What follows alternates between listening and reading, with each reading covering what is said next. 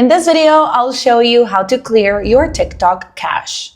If this guide helps you, please consider subscribing to this channel and giving this video a like so others can find it too. In case you didn't know, clearing up your TikTok cache is going to help you free up some storage from your phone. It's also going to improve TikTok's performance, and it's going to fix any bugs or glitches that you're experiencing. And doing so is very simple. What we're going to do is simply open up the TikTok app on our phone. You're going to head to your profile. In case you don't know how to do that, it's going to be right here at the bottom right. Once you're here, you will select the hamburger menu. That's going to be the 3 lines that you see at the top. Then select privacy and settings. Right here, we're going to scroll down just a little bit.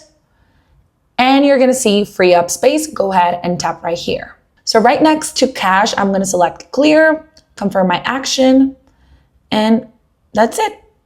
That's how easy you can delete all your TikTok cache. Hope that helps.